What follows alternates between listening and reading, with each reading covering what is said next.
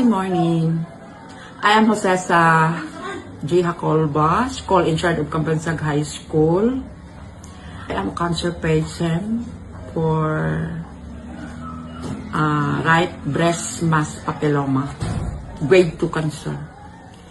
Then I have my undergoing chemotherapy.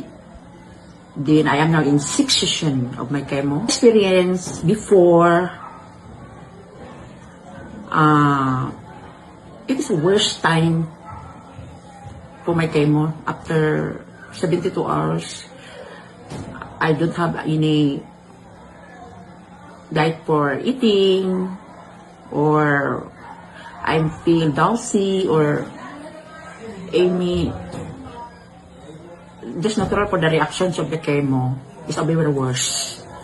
Then suddenly, this amazing pure organic barley arrived at my office to take a 1 box. A very good result. It's not only to, my purpose is to drink this because I think that the reaction of chemo mostly nga hindi ka ganadong kumain. Pero after taking this, it's a very good result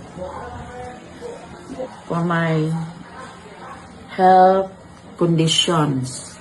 Bago ako gumamit ng amazing pure organic barley,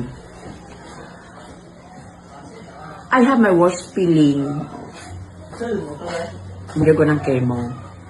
Pero pagkatapos ng uminom ako nito mga 5 sachet, nararamdaman ko na talaga ang kaiba. Oh, maganda ito sa ganado kang kumain.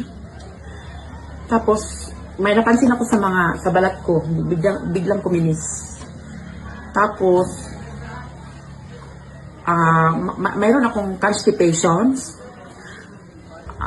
Natapos ko nung uminom ng mga 8 sachet, nararamdaman ko rin na normal na ang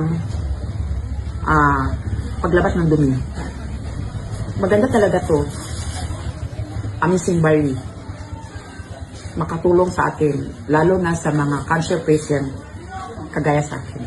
Turo ko sa inyo, huwag kayong mag-atubili, kumuha nito at uminom nito. Maganda ang resulta, epektibo. Maliban sa mga karamdaman na binanggit ko, siguro kung patuloy kang gumamit nito at patuloy ako rin gumamit nito, marami pa sigurong pagkakaibang mararamdaman ko, lalo na sa anumang sakit. What I've said is, for you, take this amazing barley, try it.